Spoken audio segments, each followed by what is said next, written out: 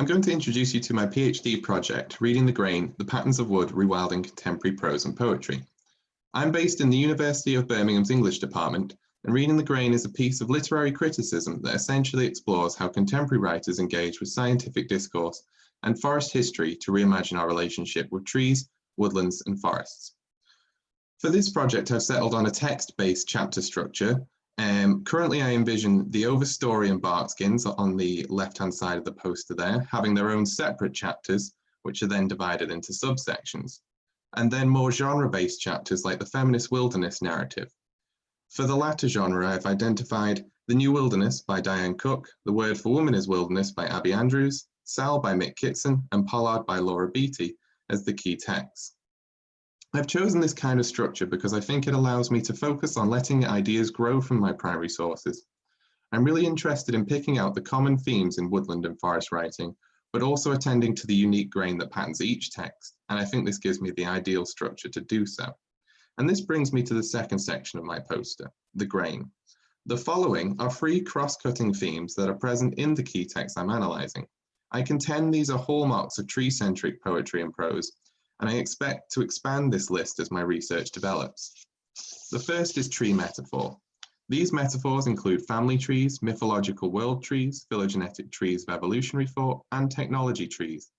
These types of tree metaphor tend to provide foundations for thought and worldview in the human sphere, but they are also used in the structuring of prose narratives.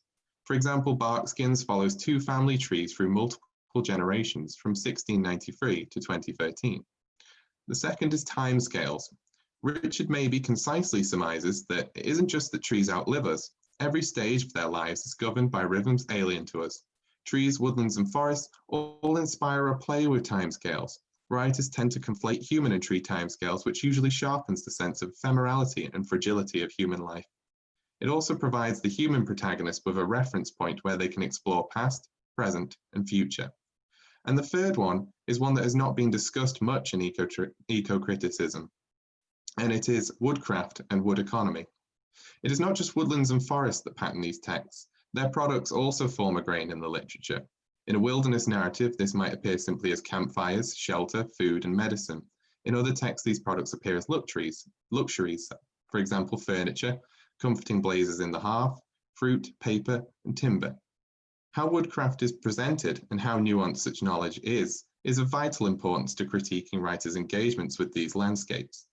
Seeing the utility of wood has to a certain extent been neglected by the eco-critical debate, but one need only look to a novel like Thomas Hardy's The Woodlanders to see how important coppice or cider making are in the formation and preservation of wooded landscapes. And this moves me on to my final section of my poster, rewilding. Rewilding is a term that has been used sparingly in the humanities, and an exploration of its applicability and possibilities within the discipline promises an exciting and original frontier. My initial research indicates that rewilding is as intrinsically connected to recovery and regeneration as trees are in poetry and prose.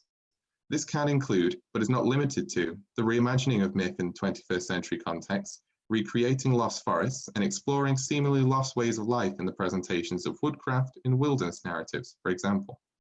Paul Jepson's recent article on the recoverable earth narrative, inspired by rewilding stories like the Nep Wildlands Project and OVP in the Netherlands, is an especially interesting development in discussions regarding rewilding, as it presents a new conceptual strand of thought on the term.